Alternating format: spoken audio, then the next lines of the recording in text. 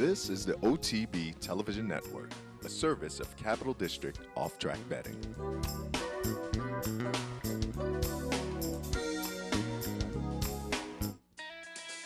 They come to the 8th ball, and California Chrome is absolutely sensational. California Chrome shines bright in the Kentucky Derby. Will take charges surging, and it's a photo finish. It's too close to call.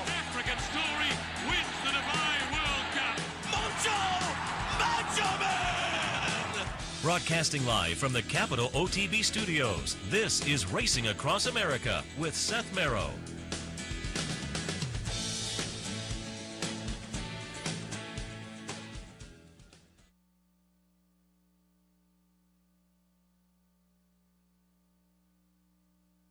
On.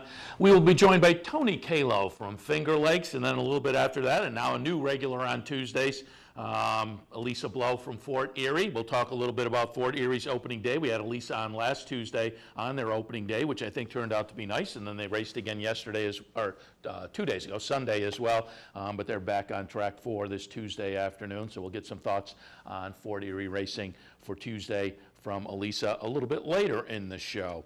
Right now, do want to remind you, talked about it just at the end of the Handicappers Report. Again, you have another day to register for the Belmont Stakes Bankroll that will be administered by Brian Nadeau. 25 patrons randomly selected who are Capital Bet account holders. Write to email marketingmail@capitalotb.com. Put your name and account number in the mail, and in the subject line, BP Bankroll. Again, you have until June 4th, tomorrow, to do that. 25 of those people will be randomly selected, and then 25 new Capital Bet account holders will be randomly selected as well. So 50 folks will be participating in the $1,000 Belmont Stakes Day Bankroll that Brian Nadeau will be administering. Don't forget also, want to keep reminding folks so you know, if you're participating in the handicapping series here at Capital OTB, the June edition will happen on June 14th. It is the King of the Hill, and it's June 14th right here at the Clubhouse Racebook. Don't forget Belmont Stakes Day. Come on down here and enjoy an event like this. It's always fun to be in a crowd as they come down the stretch and people scream and yell. Belmont Stakes Day reservations here at the Clubhouse Racebook. $5 includes admission, $1 win bet on California Chrome, a photo of California Chrome, and a Belmont Stakes glass. Reservations for Belmont Stakes Day, you can call 438-0127. Again, that number, 438-0127. And there will also be a Belmont Stakes Syndicate. You'll be able to sign up for that through June 5th. That's when folks pool their money together. Everybody gets a vote on the races. They're tallied up and votes are made via the syndicate participants. And then those bets are made during the day. That's always fun to kind of pool the money together and just have some action that way as well. And other events coming up in June of note here at Capital OTB. Do want to mention the Summer Showdown Tournament, the 20th through the 22nd, Friday the 20th through Sunday the 22nd, the Summer Showdown Tournament here at the Clubhouse Racebook. And coming up at the end of the month, do want to remind you also, Sunday the 29th, a $1,000 500 Andy Serling bankroll, $1,500. Serling will be down here at the Clubhouse Racebook. That's the end of the month, the 29th. So plenty of action. As always, you can go over to capitalotb.com to see all the events and promotions here at Capital OTB, on the website, at the various branches. So log on, use the website for all the information you would want. NTRA poll came out yesterday, as it does typically at the beginning of the week. And again, I think after next week, that'll be the last 3-year-old poll. At this point in the year, there are 2 polls, a general thoroughbred poll and a 3-year-old poll. And I think the 3-year-old poll wraps up after the Triple Crown. But I was just kind of interested to see if there was going to be any change up there. There wasn't really enough high-quality racing this past weekend. There was some good racing. There was a nice Grade 1 American Oaks out in Southern California, but not really any of the top horses that I expected any change, and sure enough, both of the polls, the top 10s are the same horses. There's a minor juggle ups kind of in the bottom halves of the top 10 of both. I always think that's due to somebody who maybe just had a change of heart and changed up one horse on their ballot, or maybe somebody who didn't get in a ballot last week and got in a ballot this week. Just some very, very minor juggle ups, as I say, towards the bottom of the top 10s on both. The general thoroughbred poll, the top 5 remain exactly the same as they were last week. Wise Dan, Palace Malice, California Chrome, Game On Dude, and Lee. Now, there's certainly the potential after next week and next Monday's poll. I would expect there may be some movement out there. The 3-year-old poll this week, top five changed a little bit at the bottom. Top 3 remain the same. California Chrome, Untappable, the filly gets in there, and Ride On Curlin.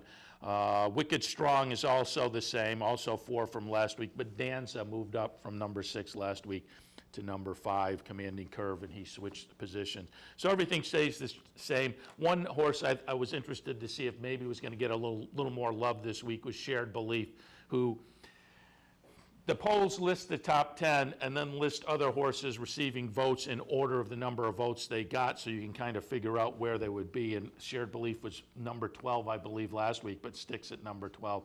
I kind of wondered if maybe he wouldn't get a little more attention from last week and move up a little bit, but not to be. So again, NTRA polls, nothing of note as far as moving things around.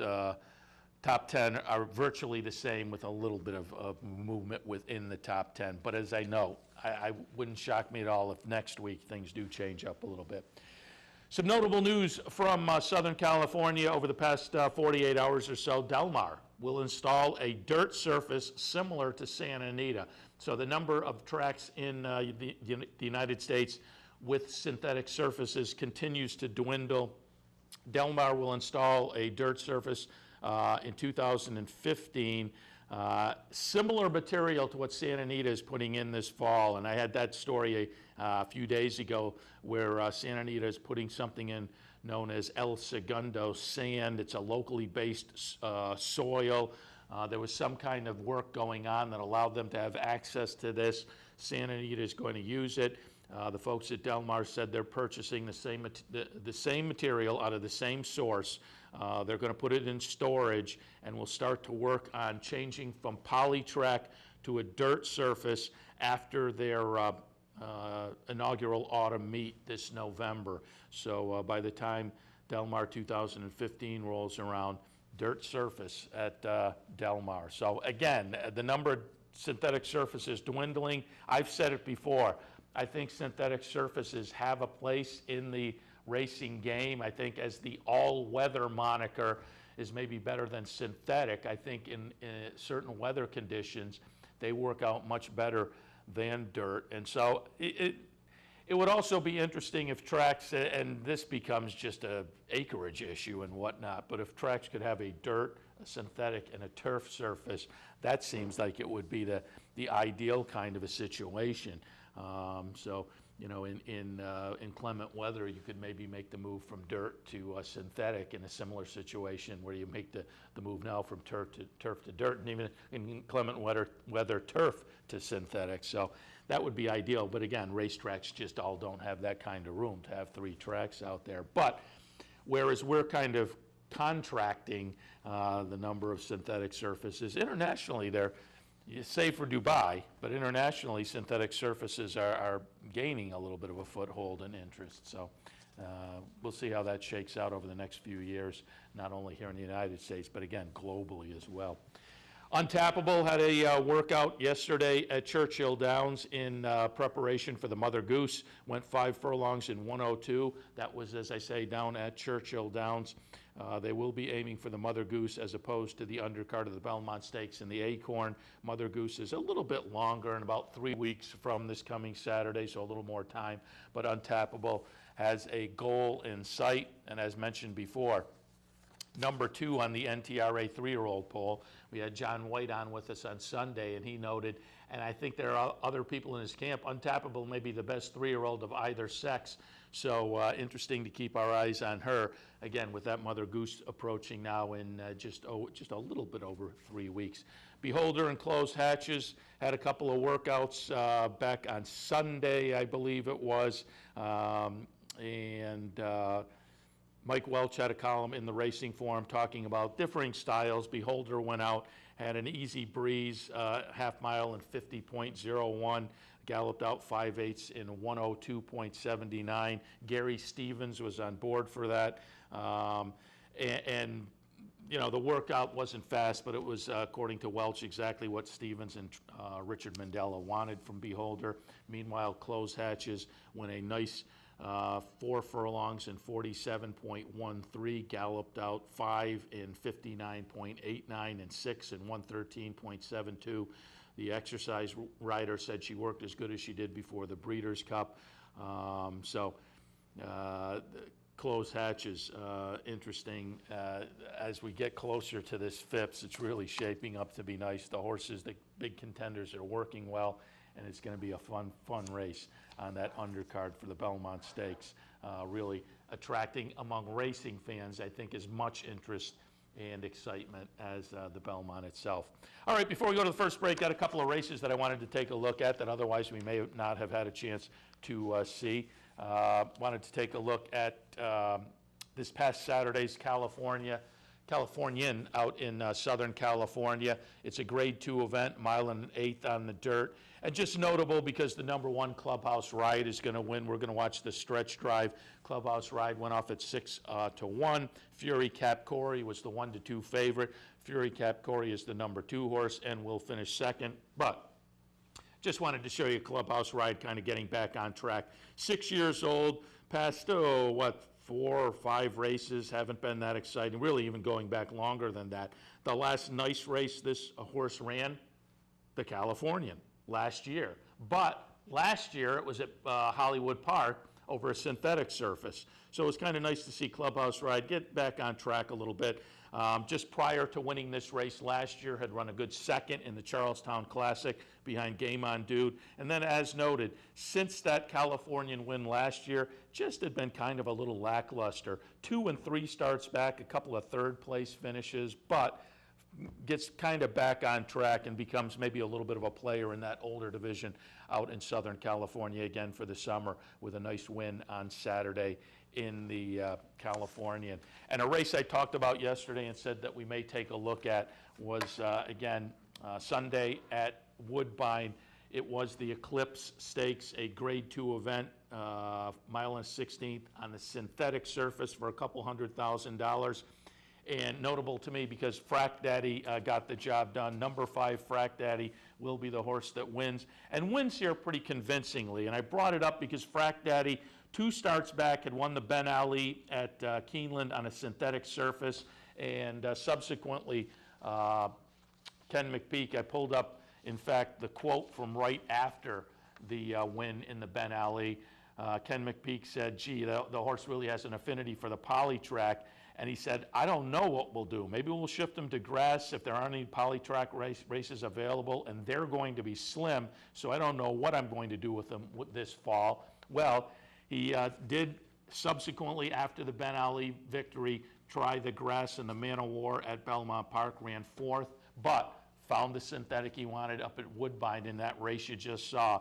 And again, Frack Daddy now on synthetic surfaces is 3 for 3. Subsequently, McPeak comes out of that Eclipse Stakes on Sunday up at Woodbine and says they'll be heading right back to Woodbine for the next start. Frack Daddy will return to Woodbine for the Grade 3 $150,000 Dominion Day Handicap, 1.25 miles over the synthetic surface on July 1st. So they're doing their best to find some synthetic races for Frack Daddy, as that clearly appears to be his preferred surface. But it was a nice win by him on Sunday up in Woodbine in Canada. All right, we're going to take our first break. When we come back, we'll be joined by Tony Kalo of Finger Lakes. Talk a little Finger Lakes action for Tuesday afternoon, right after this.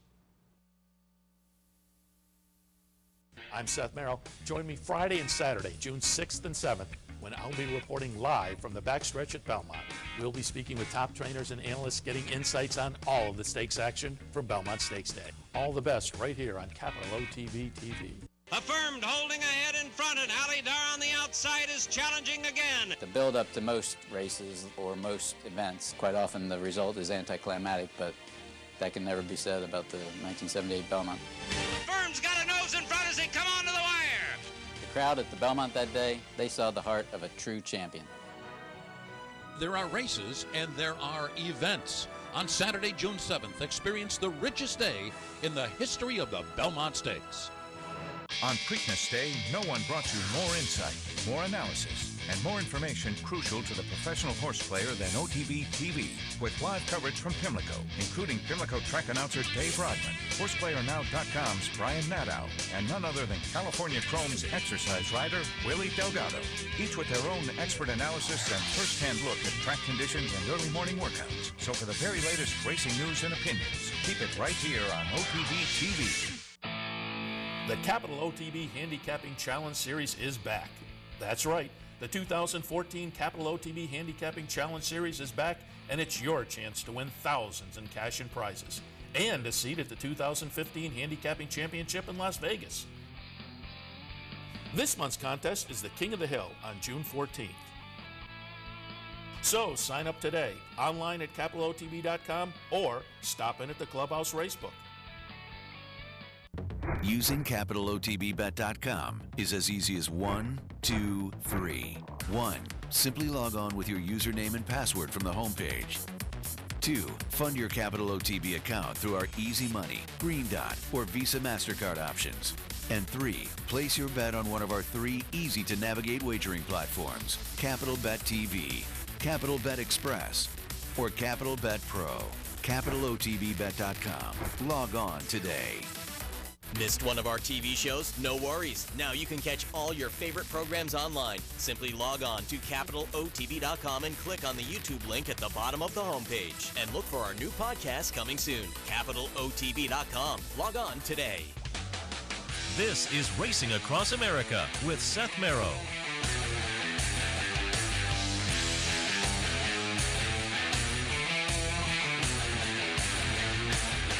Welcome back to Racing Across America. Happy to be joined now by Tony Kalo from the Finger Lakes. Good morning, Tony. Morning, Seth.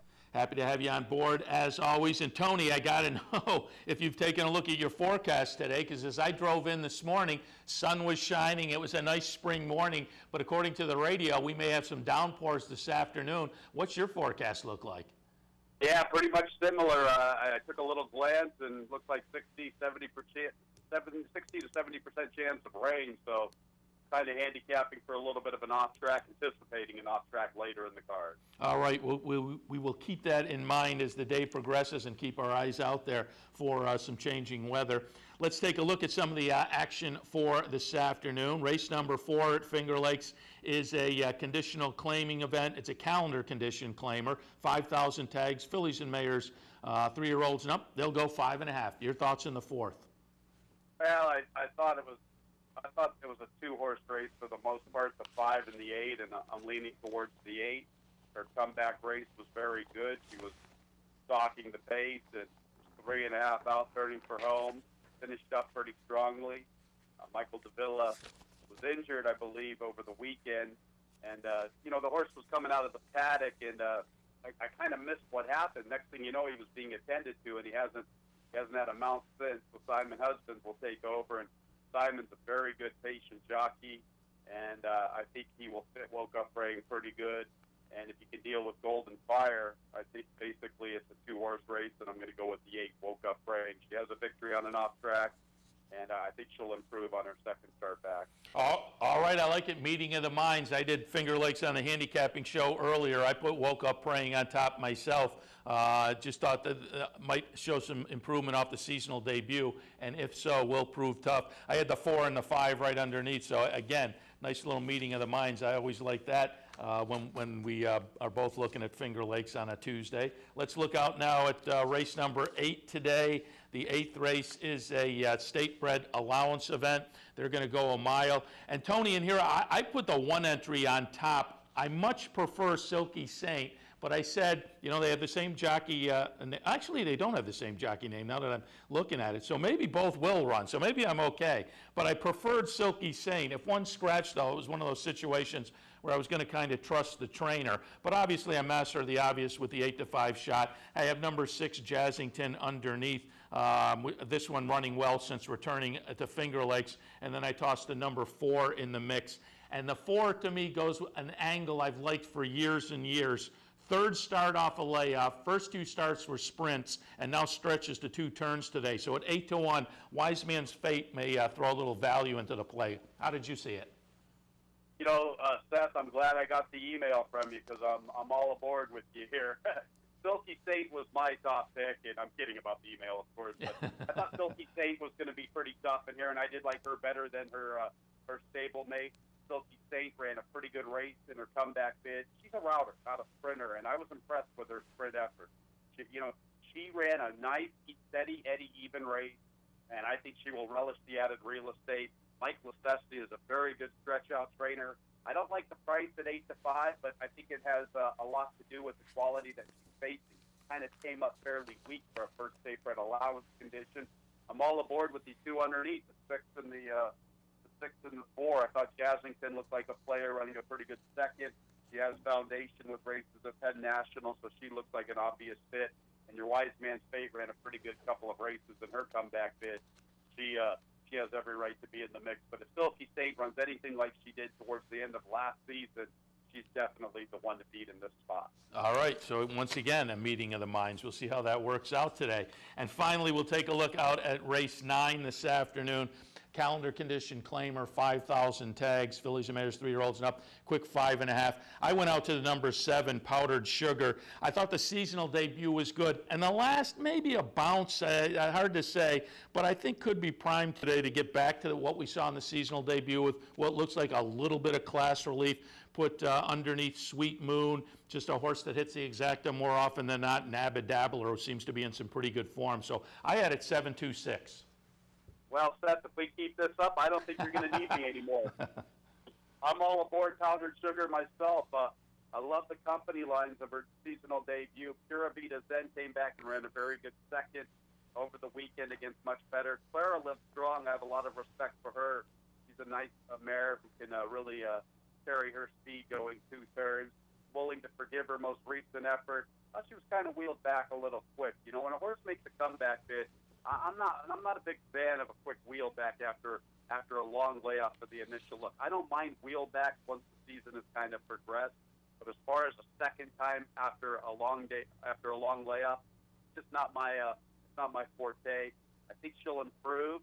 She likes an off track. She loves to win races. She comes from a pretty low profile barn, so the price should be pretty good. Although you do get the leading jockey Oscar Gomez. Oscar's off to a tremendous start this season. And I'm willing to give her a look. I think Sweet Moon is the one to beat, probably. If Sweet Moon runs anything like she did in 2013, they're all running for second. And Jeremiah has been firing on all cylinders, especially with his comeback bidders. So I have to give her the utmost respect also. So I would go 2-7. You know, obviously the 6 has a little bit of a look, but she kind of has hanging tendencies to me from what I've seen so far this season. Thought she had every right to win last time. I will give her a little bit of credit, though. Last time out, she got hooked at the 8th pole. She had every right to cave it in and get beat by 3 or 4 lengths, and she fought on gamely. So perhaps I'm not giving her enough credit. I would say those 3 should dominate the wagering and are the 3 primary players. Sounds good. And again, a nice meeting of the minds on all 3 races for us. So we'll see how that works out. And Tony, regardless of the meeting of the minds, we always need you in here. And I like the confidence boost when somebody agrees with me. Even if you're out at the racetrack with your buddies, it's always nice when somebody has the same opinion. Yeah. Speaking of opinions, we've been asking everybody this week. Obviously, Triple Crown on the line at the end of the week, California Chrome. The consensus seems to be he's the horse to beat. He's clearly the leader of the 3-year-old class, but he's not invincible. What are your thoughts on the Belmont? I don't think any horse is invincible. We've seen some great horses over the years that I think came into the Belmont Stakes with much more credentials than California Chrome. As far as just like a spectacular bid, a Pleasant Colony, Sunday Silence, I hold those horses in a little bit more higher regard than California Chrome. But with that said, this horse does have a nice sudden acceleration at any given point of the race. Victor Espinosa's done a great job riding him. He's patient, and, you know, he's tactical enough. I think that's the key. He's not a deep closer. He's tactical enough, and all things point to him. Now, granted, history does say of recency with, you know, since 2000, all the horses that have been skipping the Preakness have had a lot of success coming back in the Belmont that ran in the Derby. So I'm a little worried on that front. He's got a few major players. Commanding Curve looked pretty good in his workout. Wicked Strong, the same could be said. Metal Count is a horse that I liked going into the Derby. He had a tremendous amount of trouble inside the final furlong. Danza just really wiped him out. He was making a move. I don't think he was going to get to the winner, but he was making a nice move, and I could have seen him hitting the Superfecta. He's got some Dynaformer blood. I think he's pretty intriguing also.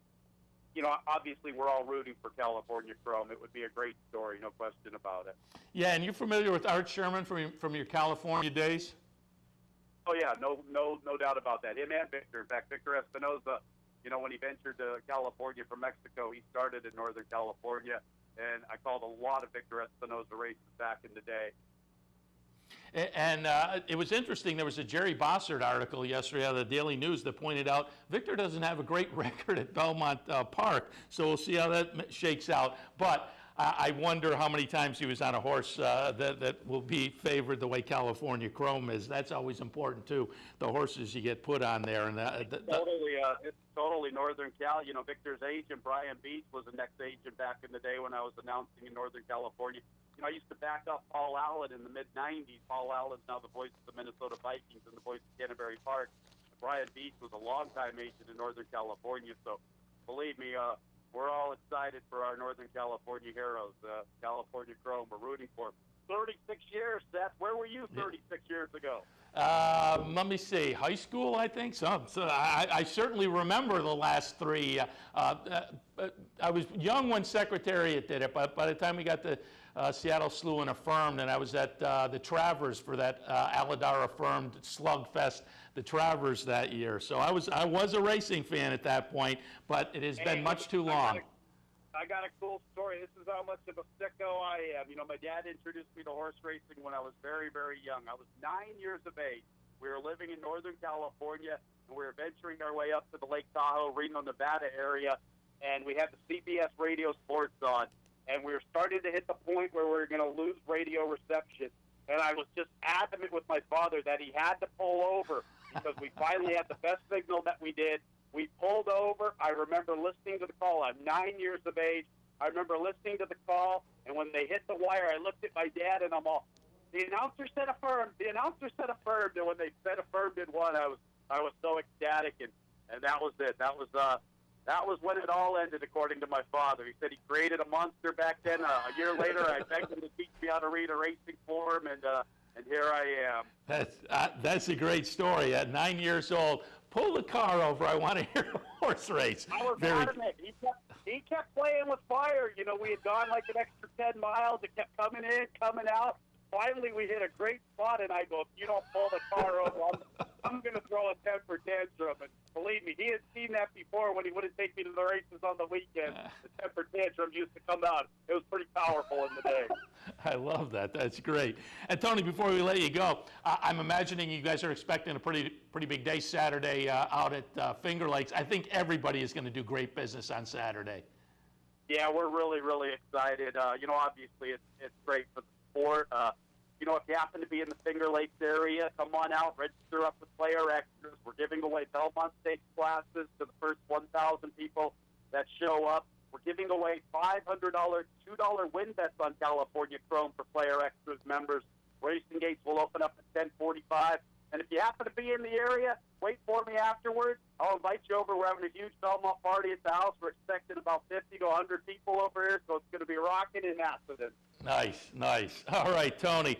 As always, we appreciate the visit. Good luck this afternoon. We'll talk to you again next week.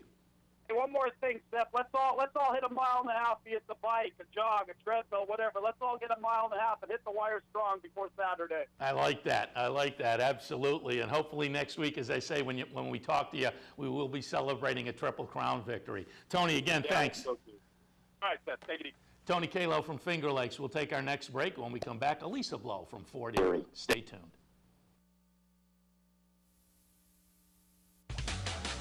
This is Racing Across America with Seth Merrow.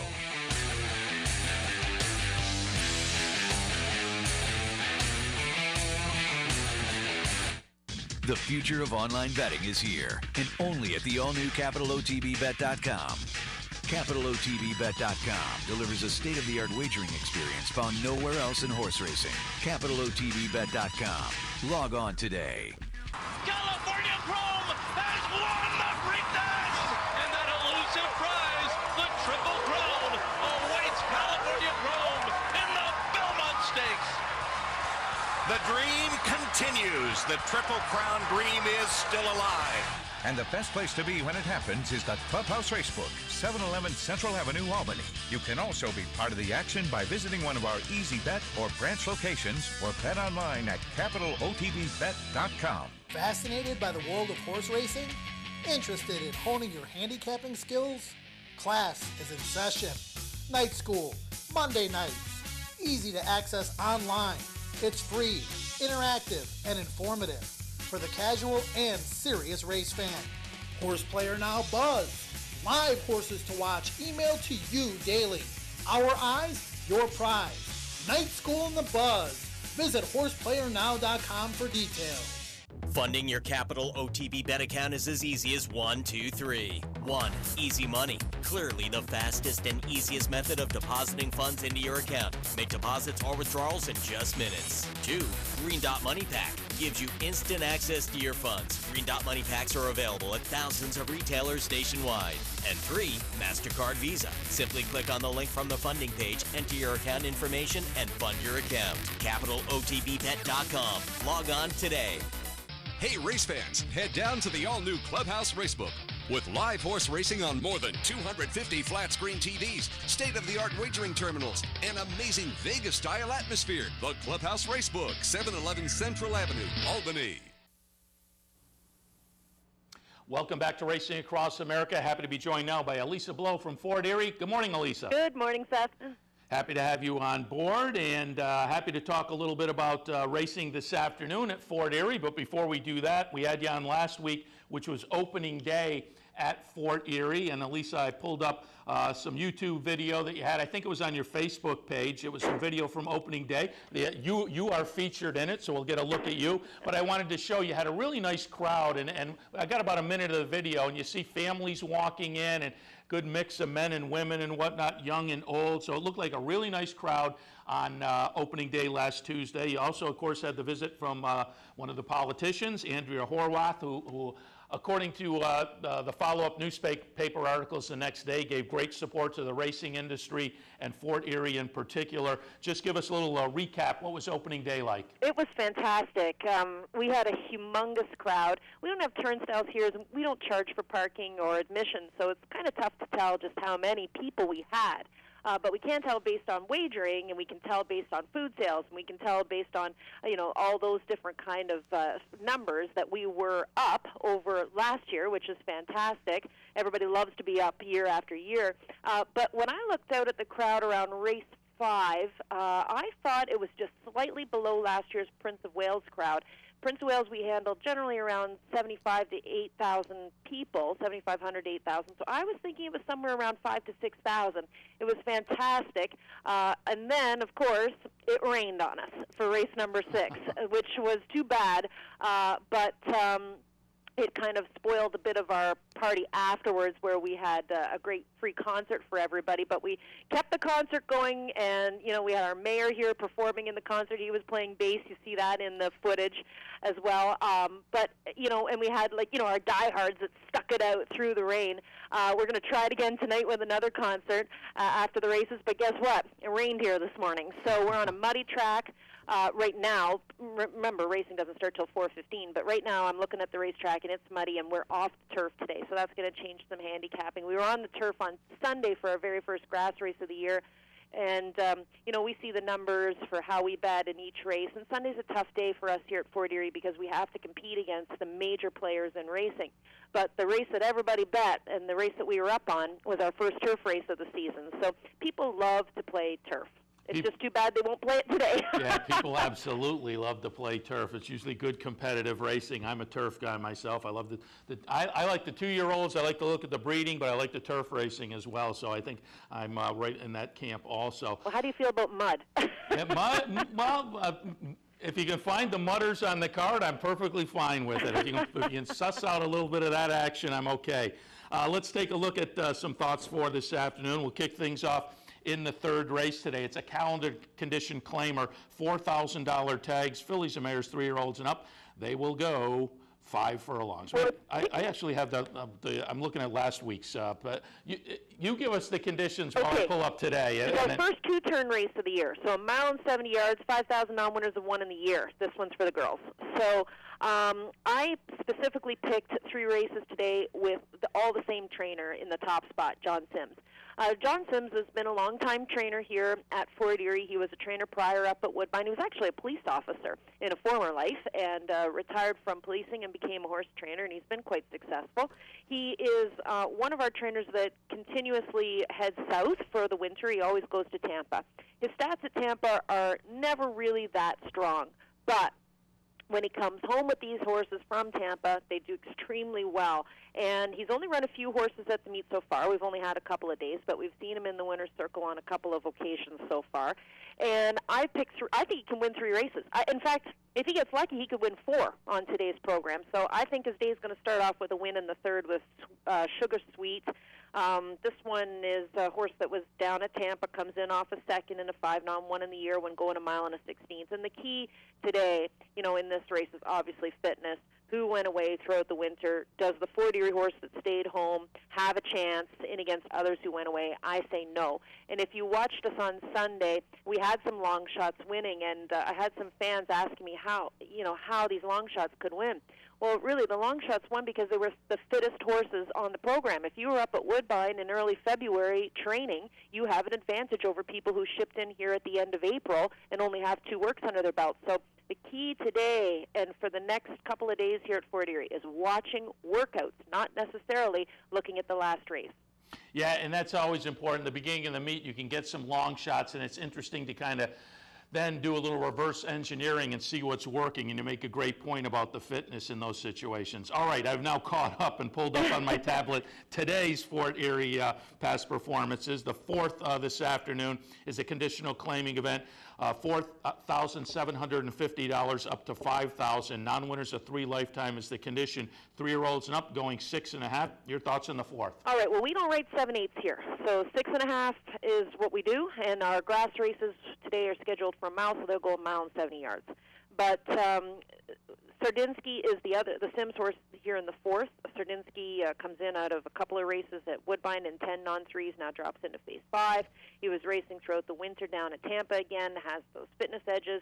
The races at Tampa are nothing to get too excited about, but believe me, the horses who are racing at Tampa are winning races here at Fort Erie, and they're winning quite easily. So I'm going to go with Sardinsky up on top in that race, too. And get some venue relief moving in from Woodbine most recently as well. And Polly, remember, too, Seth. Yeah. I mean, you're switching back from Polly back over to dirt. The horse likes Fort Erie. He's 2 for 6 on the Fort Erie surface. You got to look at whether or not he's going to like a wet track today, too. But remember, we don't start to 4:15. It's only, 10:30, 10:40 now. So we have a nice breeze coming through. If we get some sun and we keep going with this breeze, this track does dry out fast. Yeah, that's the nice thing about this time of year. You get some sun, and as you say, a little breeze, things can change pretty quickly. Mm-hmm. All right, the 6th at Fort Erie this afternoon, another conditional claiming event. Again, $4,750 up to $5,000. Non-winners of 3 lifetime. Fillies and mares, 3-year-olds and up. This time a mile and 70. And Sims has Danny's Regal Lady in here with Juan Crawford. Second last start out at Woodbine, went in for 12.5 non-3. So dropping from 12.5 non-3 into 5, I mean, is that a no-brainer or what? I don't really know who the concern would be, if it's maybe the one-horse Joyful Tears who's also taking a drop. But again, I'm going to use this Tampa angle with Danny's Regal Lady. Down at Tampa, the horse is, running 5th, 6th, 7th, nothing too exciting. But here, that's going to transfer over to hopefully another good effort. So I really think Sims has a chance. I mean, he's the trainer to watch today. He's got a great shot to win at least 3 on the program, and the horse that he sends out in the 8th is off. That was a turf race, so it'll go 1.70 miles on the main. And even that one I threw in. They've got him 12-1 morning line, and I tossed him in for 3rd. I don't think you can beat Summer on the lawn, the Josie Carroll horse, regardless of the surface. But Sims certainly looks like he could be 3 for 4 on today's card. And I'm just looking here. Is this right? You have a 20-cent pick 3? We sure do. Nice. I like that. Yeah. And our high 5 went the other day. On Sunday, we had a carryover going into the high 5 from the opening day program, and one person got it for $10,000. Oh, nice. You're yeah. very good. Yeah. And it had to be a quick pick, Seth, because it was long shot, long shot, long shot, long shot. So it had to be a quick pick. Or birthday, license plate. Exactly. We were just talking on the handicapping show earlier how funny the game is. You sit and study and study and study, and then the person that likes the pink silks wins up winning the race. Listen, I was at customer service on Sunday, and I had these people come up to me, and they said, so what do we do? I said, okay, so obviously you're new. I said, listen, I can tell you who I think is going to win each and every race, and I'll probably hit at about 50% average. But you're brand new. Something's going to look at you and wink at you, and you're going to bet that horse, and it's going to come in.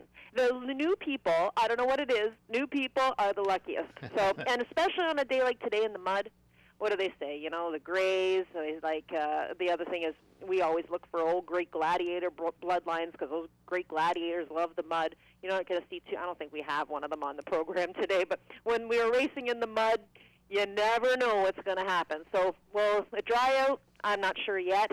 The forecast today is, I think, a 40% chance of rain later on in the afternoon. I don't want rain, though. I want to have a good concert tonight. I hear you. I'm rooting for you. And Elisa, before we let you go, we're asking everybody this week, obviously the weekend, big news in the horse racing world that I think is going to be great for everybody in general with a shot at the Triple Crown. We've gotten some great mainstream media coverage, has the racing game over the past 3 weeks with the horse having the shot and the connections that are just so much fun. What are your thoughts in the Belmont Stakes? Well, horse racing needs it, and it's that simple. And I don't want anybody to beat this horse. I'm thinking of, other times when we've seen horses. The last time I think I got this excited was probably for Smarty Jones, because I like the connections of him too. And I just remember when he got beat. It was, we had printed Smarty wins the Triple Crown on all of our tickets here, or something along those lines, so you could have commemorative tickets. This is exactly what we need. Racing needs a shot in the arm. It needs a new star. And wouldn't it be fabulous if this happens for these people? They seem like the nicest people. I love the dumbass partners line. I think everybody loves that. We're going to have a party here. We're not racing, but we are going to have a party here. And we're doing, what did I do? Go Chrome or go home. And it's buy 2, get the 3rd free, because everything good happens in 3s. There you go. I like that. I like that. Very good. And as I said, it's great for everybody, and I'm sure you'll have a great crowd. I think all the OTBs, simulcast facility, and racetracks are just gonna have great crowds, because it's a big event. It's a chance to watch history, and it's a lot more fun when you're in a crowd to cheer them down the stretch. So we're all keeping our fingers crossed, but we're also keeping our fingers crossed weather-wise for you guys out at Fort Erie today. Race or day number 3 of the meet. So hopefully we'll wish you good luck on your selections this afternoon. Elisa, we appreciate the visit, and we'll talk to you next week. All right, thanks, Seth. Lisa Blow from Fort Erie. We'll take our last break. When we come back, we'll hit on a little more news and also take a little bit of a preview, because the Friday card for Belmont is already out. So there's a couple of stakes races on the card. Take a quick look at those, and then we'll wrap things up. All of that right after this.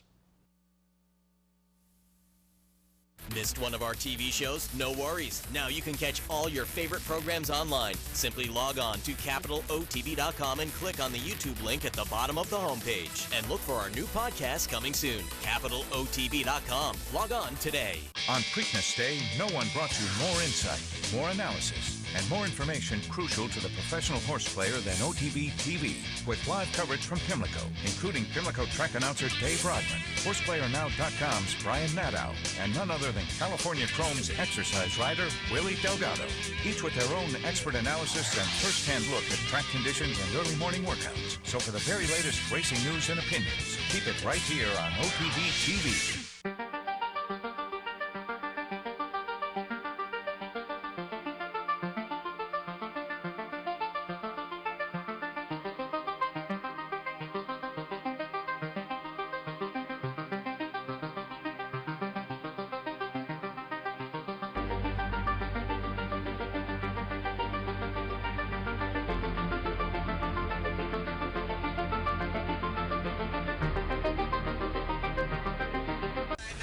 Slew goes for the lead.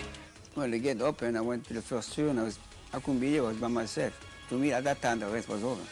They're nearing the finish line. It's still Seattle Slew, and he's opened it out to 4.5. He's just here to win the Belmont. Never mind the Triple Crown. That was like, dream come true to me. There are races and there are events. On Saturday, June 7th, experience the richest day in the history of the Belmont Stakes. I got it. Watch me. I got it. Hey! I got something that makes me want to shout. I got something that tells me what it's all about. I got a move that tells me what to do. If you don't, brothers and sisters, then you won't know what it's all about. I'm Seth Merrill. Join me Friday and Saturday, June 6th and 7th, when I'll be reporting live from the backstretch at Belmont. We'll be speaking with top trainers and analysts, getting insights on all of the stakes action from Belmont Stakes Day. All the best right here on Capital OTB TV. This is Racing Across America with Seth Merrill.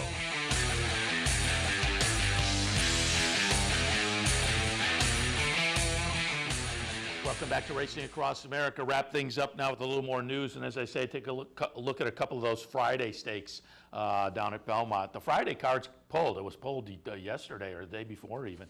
So if you want to take a look at Friday's action at Belmont, you can pull up past performances. Mentioned it earlier on the handicapping show. Andy Beyer has a column in the Racing Forum today. California Chrome's stud value has ceiling, and it's just an interesting article. I have it linked over on Equidaily today, talking about a horse with not particularly, regal breeding, and what to expect from this horse, regardless of a Triple Crown. And talks to some folks in the breeding industry and says that there is kind of a ceiling on this. And it was notable to me a little bit later in the article. And they're bandying around prices like. Art Sherman, I guess, said after I had the Kentucky Derby and the Preakness, hey, he's worth $30 million now. They had turned down $6 million for half of them a couple of months ago earlier, which would have put his value about $12 million. And Art Sherman said, well, now he's worth maybe $30 million. Whether he was serious about that or not, folks have bandied around figures. But Beyer makes a great point as you come down a little bit later in the article, talking about the history of I'll Have Another, who had a shot at the Triple Crown himself and then wound up with a little ding before the race and didn't make the Belmont Stakes, but came out of it as a talented horse with a couple of good wins, Derby and Preakness. And when owner J. Paul read him and his bloodstock people kind of felt the market, they realized with his breeding, he just didn't have much of a future around. They were talking about standing him for $15,000, 1.5. And so subsequently, Redham sold him to Interest in Japan for $10 million. Stud fee over there is about $35,000. So again, the folks in the article talk about a maximum you could expect from California Chrome with a Triple Crown, $50,000 for the stud fee, but then the breeding expert goes on to say, I don't think they'd get that 50. I can't imagine less than 30, and he says he's a potential $10 million horse. So it's just interesting, again, giving the breeding game, which is another side of the game, a horse with, as I say, less than regal breeding. What happens to a horse like that if he wins the Triple Crown? If you get one of these, blue-blooded kind of horses comes out for one of the blue-blooded kind of breeding outfits and winds up on the racetrack and wins the Triple Crown, all bets are off. But a horse like this, and then that goes to, will they decide to maybe come back next year? That I find a little bit more dicey, because even if the horse is not valued at astronomical figures, it's probably high enough that an insurance policy starts to become prohibitive. So we'll see what happens. And again, that's putting the cart before the horse. We have to see if he wins on Saturday. But an interesting article from Beyer. Another interesting article I linked to on Equidaily, and you can pop over and read it. FoxSports.com, the author of the article, searched out some of the jockeys who have put an end, who have proven to be spoilers to Triple Crown events. And it's interesting, as Chris McCarron said, he rode Touch Gold to victory, ending Silver Charm's Triple Crown attempt. And Chris McCarron says it's bittersweet. He said, in the moment I was thrilled to win my second Belmont, but in the aftermath it was sort of, I was feeling melancholy. And there were similar thoughts from some of the other jockeys who, again, played spoilers to Triple Crown attempts. Edgar Prado, he upset War Emblem with Sarava, and he says, kind of practically speaking, hey, we're paid to win the race.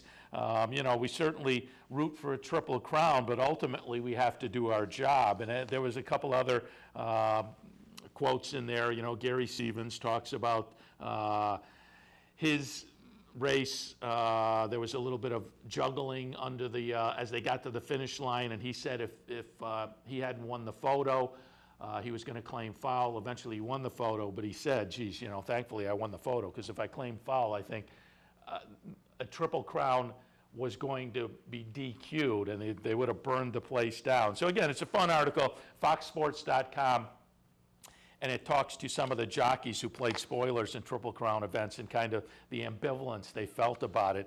And you know, you go back to Birdstone in the year he won, and Mary Lou Whitney and Nick Zito, almost apologetic in the winner's circle afterwards. And so it's a tough spot. But, you know, it's sports, and you go out to win. It's competitive. The Belmont is one of the biggest races on the racing calendar, big purse.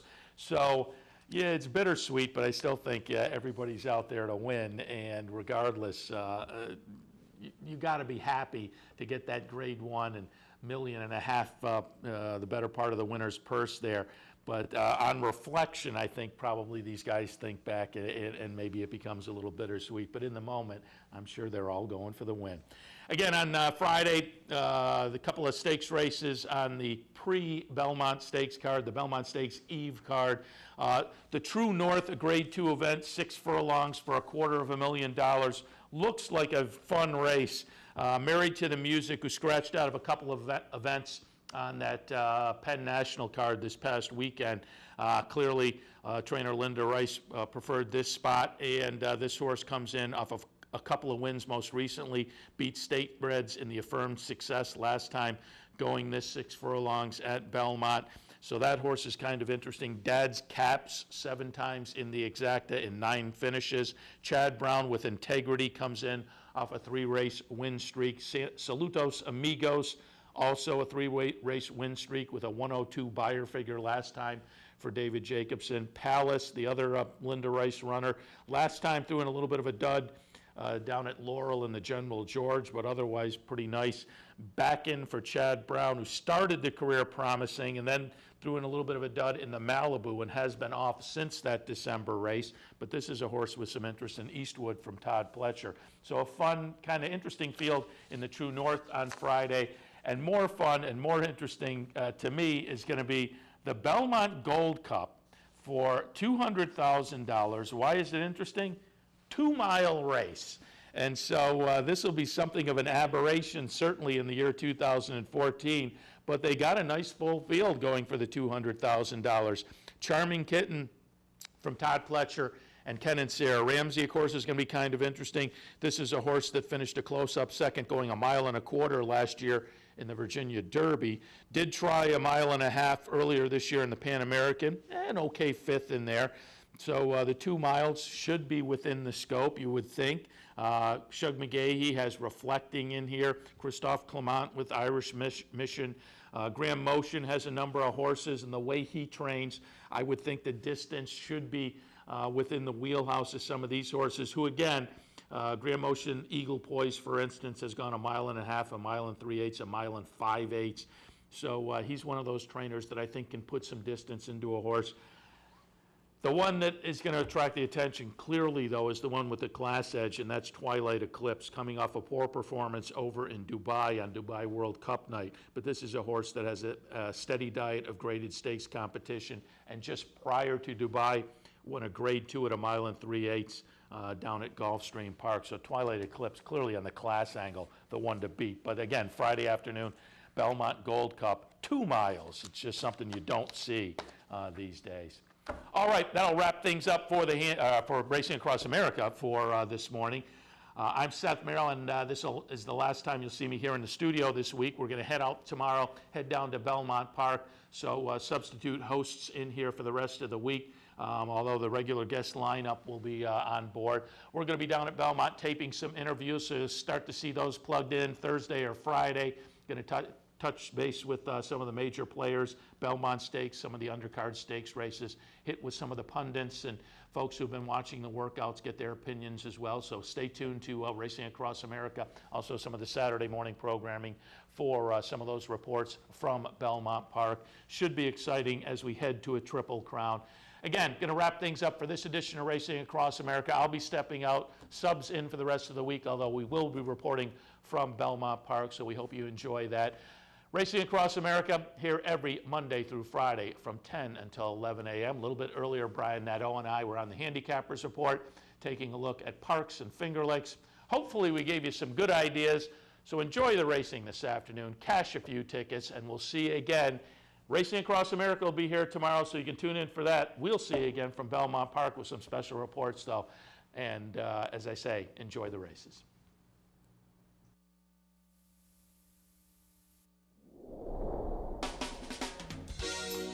You're watching OTB TV, a service of Capital Off Track Betting.